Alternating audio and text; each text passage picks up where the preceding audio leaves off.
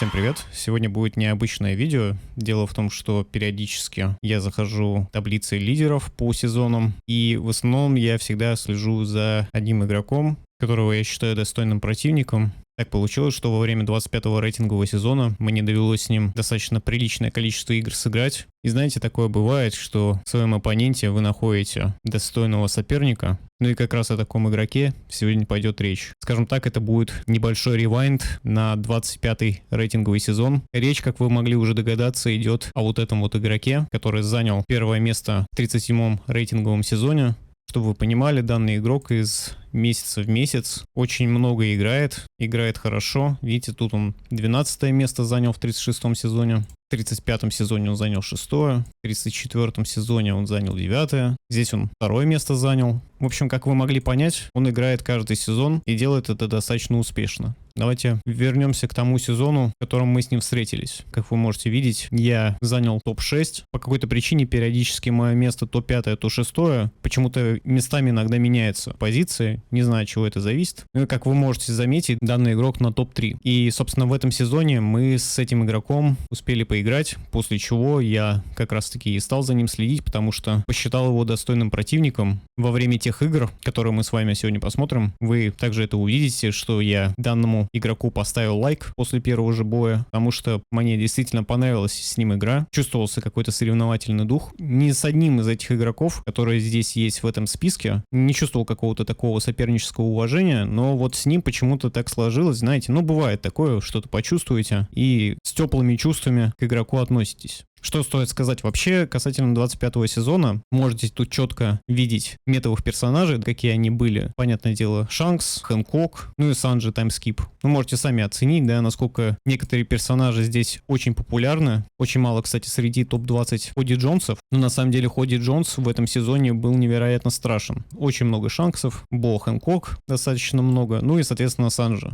Вот команда, на которой я играл. То есть она была преимущественно такая. Можно сказать, что метовых персов у меня нету. Количество побед невероятно большое. У меня винрейт там был достаточно слабый. Сами понимаете, когда играете уже на грандмастерах против топовых игроков, все-таки иметь в своем составе каких-то метовых персонажей необходимо. Но опять-таки, когда вы играете уже на таком уровне среди самых лучших игроков, то винрейт он уже не особо много значит, если вы продвигаетесь вверх. То есть уже находясь на таком уровне, винрейт в данном случае совершенно никакой не показатель. Главное то, что вы способны побеждать подобных игроков, играя не на метовых персонажах. Да, вы можете где-то проиграть, но в конце концов вы будете там, где вы как бы достойны, понимаете? Если вы достойны быть в топ-10, если вы достойны быть в топ-1, то вы там будете, несмотря на винрейт. Все, конечно, зависит от того, сколько времени вы готовы потратить. Вообще, если говорить откровенно, то, конечно, не хочется повторять подобный опыт игры на высоких рангах, потому что в конце сезона начинается невероятно долгий поиск. Буквально по 2-3 часа можно искать противника. Ну и, соответственно, те, кто давно следил за моим каналом, то он знает, что я до последнего дня стоял на позиции топ-2. Ну и в самый последний момент, когда оставалось до конца сезона где-то 3-4 часа, я проиграл несколько матчей. Ну и, соответственно, меня скинуло на топ-5, на топ-6. В тех играх я пытался как можно быстрее нафармить победы, чтобы поднять себя повыше, приблизиться к топ-1. Но в итоге я лишь опустился ниже.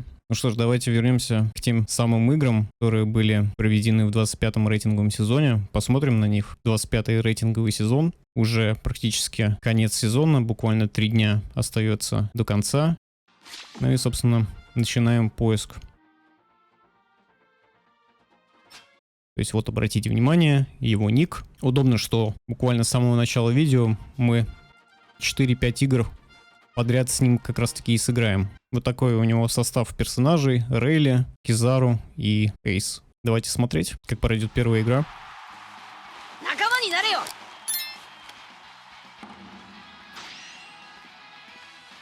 Ну, тут я считаю, что я слишком, конечно, поторопился, попытался в оффенсив сыграть. Не поймал противника. Противник меня за это не наказал. Разменялись линками, ну и, в общем-то, получилось у меня продолжить комбо.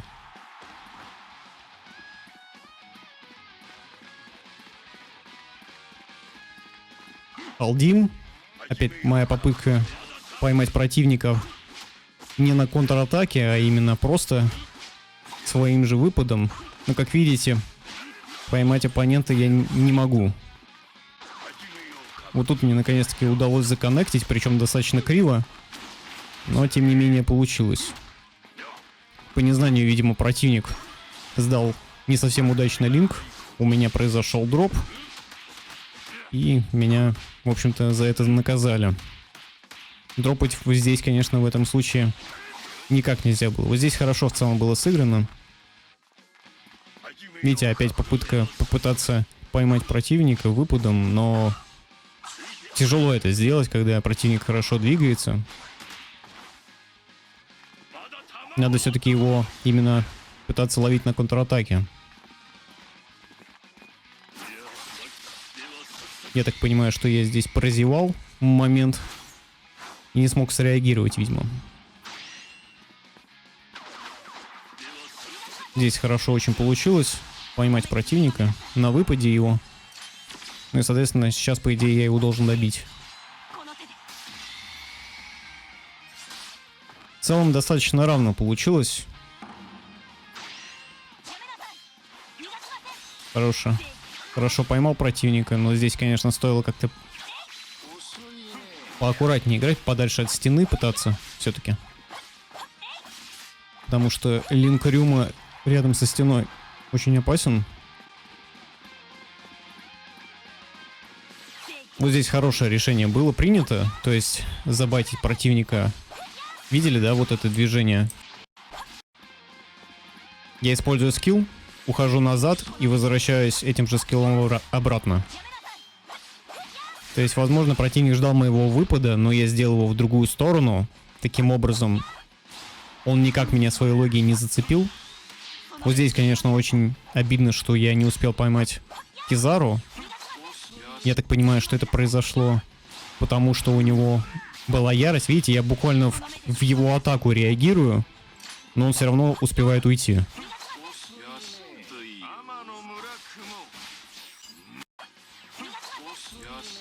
Тут стоило, конечно, использовать активный скилл в стенку, ожидать непосредственно второго скилла. Но, к сожалению, я думал, что противник будет играть как раз-таки через активный скилл с оглушением и просто меня застанет.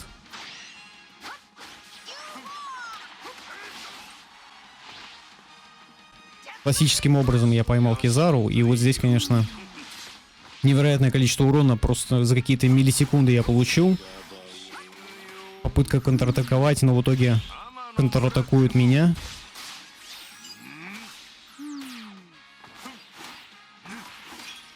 Ну вот с таким ХП я остаюсь. Давайте посмотрим, чем игра закончится. Не тороплюсь сближаться с противником. Всячески его байчу. Использую линк, чтобы попытаться как-то улучшить свою ситуацию по персонажам на арене. В плане, чтобы 1 на 1 выходить уже. И вот у нас, собственно, не получается с первой автоатаки поймать эйса, но получается со второй. Вот тут невероятный прессинг, на самом деле, я пытаюсь оказывать на эйса. То есть не отпускаю его в этом моменте. Здесь я уже, видимо, сейчас буду от линка отыгрывать. Да, опять-таки отыграл от линка. И вот тут, конечно, можно было, наверное, попытаться сначала через скилл сыграть, а потом уже через спешл. Но решил на верочку, потому что если бы скилл использовал, была бы вероятность, что эйс бы поднялся и успел бы просто продолжить свою комбо после марка. Лучше уж тогда дропнуть противника специальным скиллом, разменяться. Вот видите, да? Только что я поставил лайк своему противнику. Понравилось мне с ним играть. Он предложил мне реванш. Ну и, собственно, сразу во вторую игру переходим.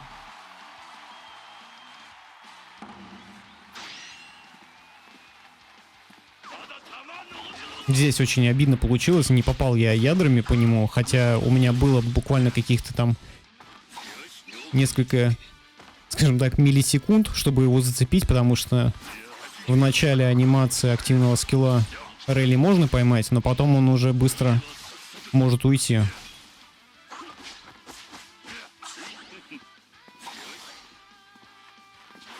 Вот здесь противник все грамотно сделал.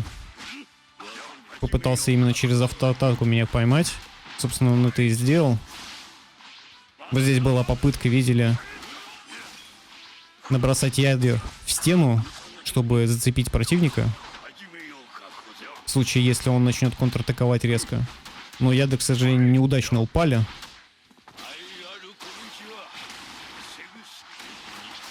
Ну и здесь, к сожалению, надо было кидать противника либо в сторону, либо вообще его не трогать, чтобы выжить.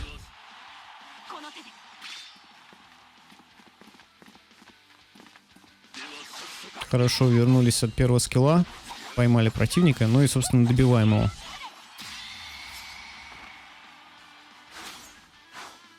Тасиги, кстати, мне очень нравится в плане ее простоты. То есть персонаж максимально простой, у нее буквально практически ничего нету, за исключением первого скилла. То есть первый скилл у Тасиги делает полностью всю ее игру. То есть это невероятно простой персонаж в использовании, но при этом достаточно сильный. Потому что на первом ее скилле 3 заряда, и более того, она еще и имеет неуязвимость во время использования этого первого скилла. Поэтому ее достаточно тяжело наказывать.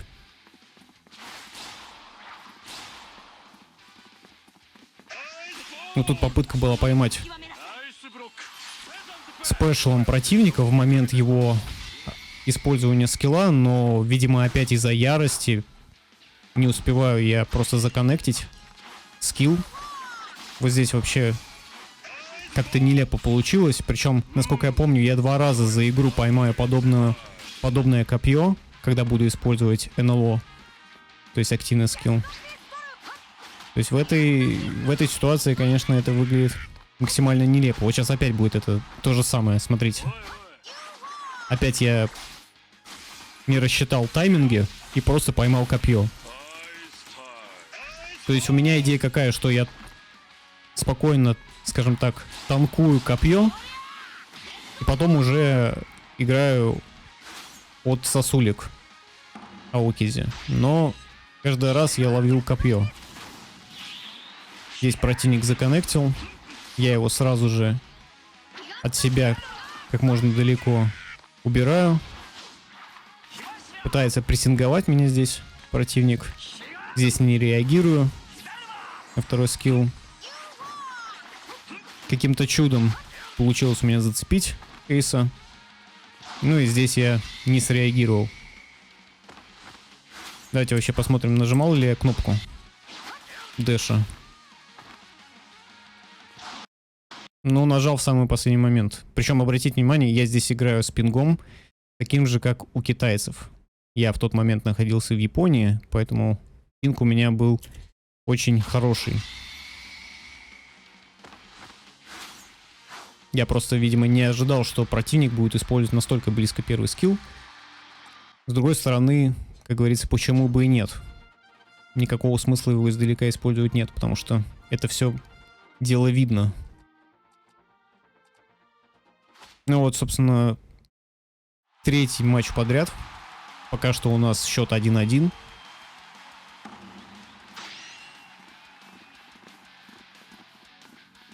Очень долго друг друга, скажем так, щупаем. Не сдаем скиллы. Пытаемся на движении друг друга подловить. К сожалению, не очень удачно по таймингам получилось. Здесь была попытка забайтить противника на то, чтобы он подошел. Вот здесь, кстати говоря, обратите внимание, немного не получилось. Я хотел на себя стянуть противника и использовать второй скилл, чтобы поймать его. Но, видите, не успел. Не хватило каких-то миллисекунд, чтобы триггернуть скилл, ну и, собственно, наказать противника. Вот здесь, видите, я уже не пытаюсь, скажем так, использовать свои основные скиллы. К сожалению, дроп. Здесь использовал связку первого и второго скилла для того, чтобы уйти. То есть, обратите внимание, не хотел тратить дэш. Хотел уйти в сторону. Скорее всего, я здесь хотел даже использовать не удар кулаком, я хотел здесь, наверное, использовать поезд. Чтобы на красном скилле уйти от противника и не попасться в его комбо. Но, к сожалению, такое бывает, что иногда на гарпе нажимаешь определенную связку скиллов и почему-то триггерится немного другое. Такое бывает. Ну, возможно, в моменте ты просто нажимаешь одну кнопку быстрее, чем ту, которую нужно нажать первой. В общем-то, вот так вот прошла игра на гарпе. Совсем неудачно. Был дроп. Здесь немножечко нелепо получилось. Буквально под Кизару я оказался в момент использования его второго скилла. Казалось бы, прям на каких-то микропикселях он меня зацепил. Здесь хорошо получилось, что я использовал первый скилл, и противник сам, скажем так, прям в него нырнул. Попытка вот поймать как раз таки, видите, опять на выпаде, и опять неудачная. То есть, если в прошлый раз на гарпе я пытался поймать Кизару с помощью второго скилла, то здесь я хотел поймать гарантированно Кизару линком. Но, к сожалению, не получилось. Видите, я здесь, чтобы не рисковать тем, чтобы противник ушел, решил все-таки использовать линк, чтобы гарантированно его добить, потому что было бы уже совершенно не круто, если бы он ушел и от этого спешла. Ну, собственно, ситуация какая? Можно сказать, это 1 в 3. Получится ли заклачить? Давайте посмотрим. Начало игры получилось очень хорошим. Да, чуть-чуть останется хп. Можно было на самом деле и закончить игру уже на вот этом комбо, но не рассчитал немного урона. И видите, я тут ждал тоже, что противник будет всячески пытаться сразу использовать все возможное, чтобы не дать мне добить противника. Добить именно Аокиди. И я был уже наготове использовать линк.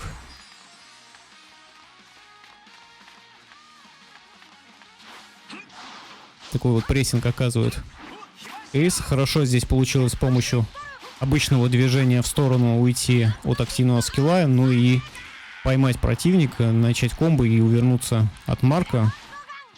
Вот здесь очень повезло. Буквально по касательной пролетел Эйс, и, в общем-то, мне удалось этот скилл заэвейдить. Вот здесь очень обидно получилось.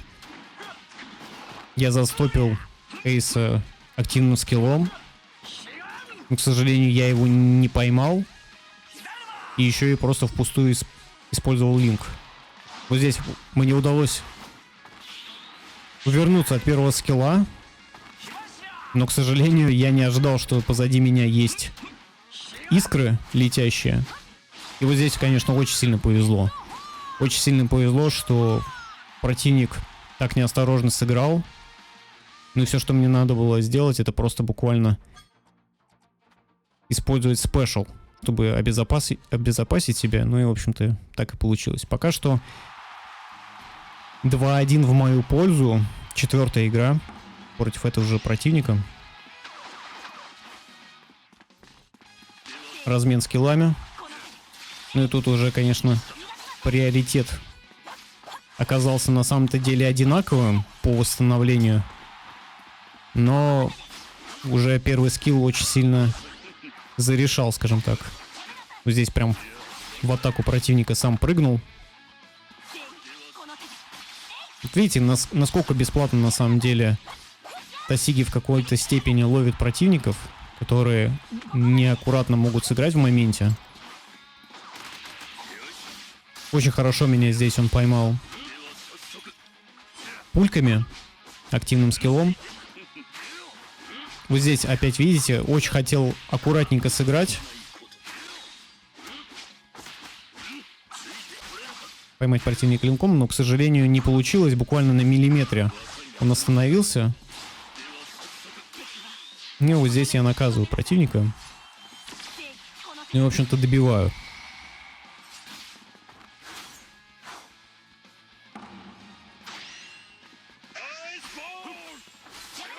Вот это, конечно, было очень лишним. Но видите, у Тасиги есть небольшой минус в плане того, что если она накапливает вот эту шкалу, которую вы видите посередине, то она обязательно делает автоатакой выпад. И, соответственно, побайтить противника никак не получится. То есть в данной ситуации, я не знаю, может быть, я специально делал этот выпад. Да, возможно, я хотел не дать противнику взлететь в воздух и использовал. Но вообще, если говорить в целом, то, конечно, вот этот выпад, он иногда очень сильно подставляет, когда тебе нужно просто как-то забайтить противника, либо же его быстро поймать, когда он находится рядом. А ты это сделать не можешь, потому что у тебя выпад. Поэтому хочется, чтобы какой-то вариативности, возможно, добавили разработчики, чтобы по зажатию автоатаки Тасиги била вот этим выпадом. Слышали, даже звук был того, что второй скилл триггернулся, но в итоге он не использовался. Буквально ждал я вот этого удара ногой, но, к сожалению, скилл не успел триггернуться и, соответственно, он меня поймал. Слава богу, здесь я, конечно, не дропнул комбо, потому что было на тоненького. Все-таки коннектить после ядер стоит каким-то скиллом комбо, потому что есть вероятность того, что ты просто не добежишь. Видели, да, была попытка поймать противника спешлом, но я в моменте увидел, что он спокойно уходит. Давайте еще раз посмотрим. Вот в моменте я тут вроде бы, казалось бы, в анимацию использую, но все равно противник успевает уйти. Я понимаю, что лучше попробовать себя подсейвить, использовать линк, но и даже линк не успевает законнектить комбо. Ну и тут уже совершенно неразбериха начинается. Вот сейчас обратите внимание дальше, что происходит. Я уворачиваюсь от всего. Вроде бы должен был здесь контратаковать, но автоатаки Гарпа настолько короткие, что я просто не дотянулся до Окиди, и наказал в итоге он меня, а не я его. Произошла нелепость. Вот здесь повезло, что Аокиди не поверил в то, что у него законнектилась атака. Ну и, в общем-то, мне удалось выйти из комбо. Здесь вот хорошо среагировал. Можно сказать, я даже не то, что реагировал, я знал, что, скорее всего, противник будет использовать какой-то скилл и попытался его поймать. Вот здесь очень сильно, конечно, не повезло. А вот здесь повезло, что противник не смог законнектить активный скилл и продолжить комбо после того, как он упал на землю. Здесь, конечно, очень рискованно так было поступать без линка. Ну, в общем-то, наказали по делу, что называется.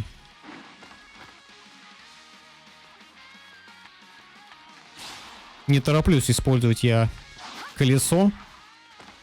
Очень неудачно получилось. Хотел подбайтить противника автоатакой, в итоге он в этот момент сделал первый скилл. Ну и здесь уже просто какая-то заруба происходит.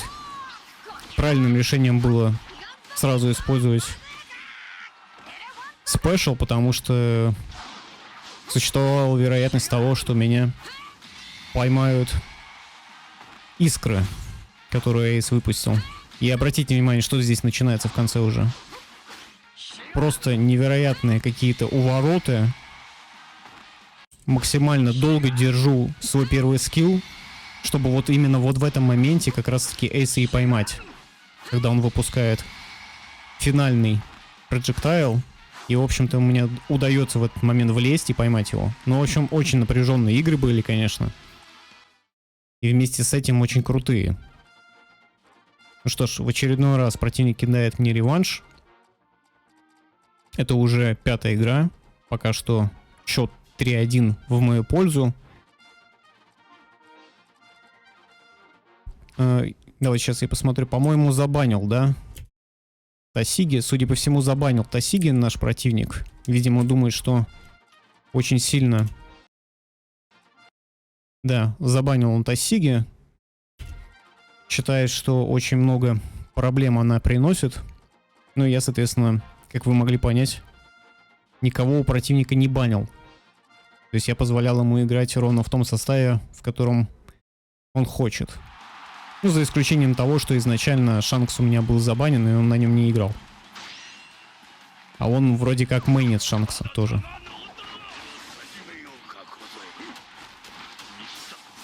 В целом вот здесь неплохо получилось. Не законнектил я линк, просто впустую его отдал, слишком неудачно. Заметили, да, как он использовал первый скилл? Он сделал его в сторону, не по прямой, чтобы мне было максимально некомфортно ловить его. Такая неразбериха некая происходит на самом деле.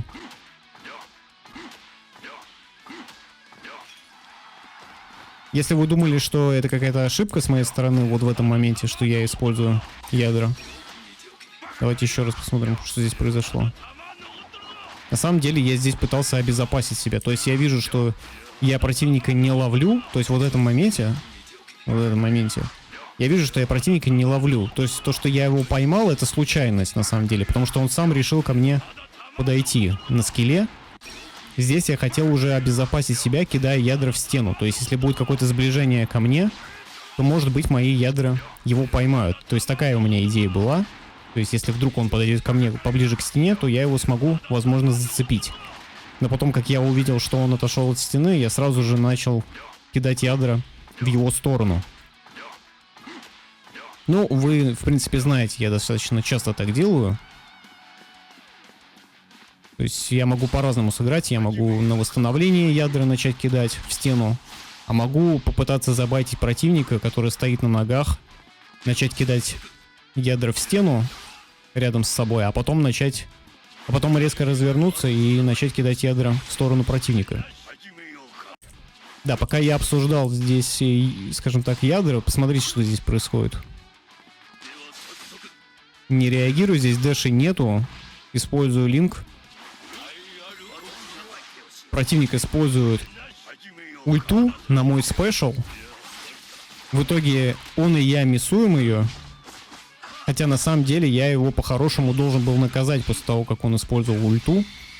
Потому что мне надо было, все, что от меня требовалось, это немножечко сдвинуться в сторону. Произошло, как произошло.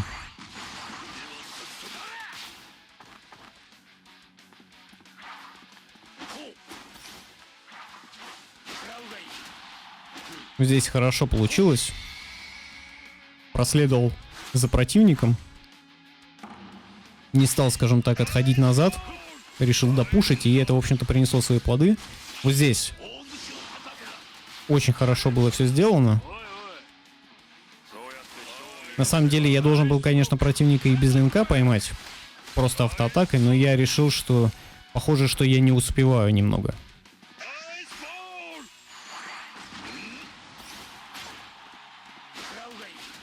Законнектили.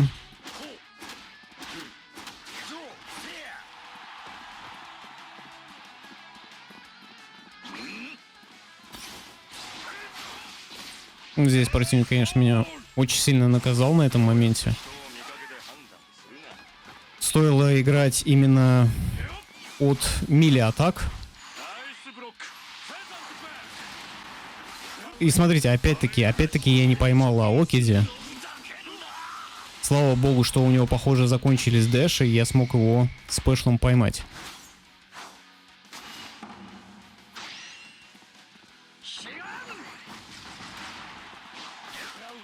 Вот тут, конечно, ошибка была. Надо было либо не подходить, либо сыграть как-то побыстрее, принять решение. Ну, тут уже противник меня, скажем так, задавил скиллами. Дэшей не было. Здесь попытка контратаковать. Поторопился здесь явно противник с тем, чтобы сдавать линк. Я бы на его месте, конечно, похалдил. Здесь я опять-таки наказывал. Вот видите, буквально немножечко мне не хватило шкалы, чтобы у меня триггернулась телепортация с первым скиллом. Так бы я бы это комбо законнектил. Ждал. И, собственно, наказал противника. Он сразу же использовал линк. Реагируем на захват. И, грубо говоря, прям в лицо сдаем. Здесь я, кстати, мог уже, по идее, добить противника, если бы использовал линк, но решил не рисковать. И, скажем так, линк подержать, потому что мало ли коннектит комбо с другой части арены противник. И вот здесь я, видите, хожу, что называется, держу линк до последнего. То есть, чтобы он меня схватил, я мог гарантированно его добить. Вот видите, вот в этом моменте. Здесь уже его, конечно, бы ничего не спасло.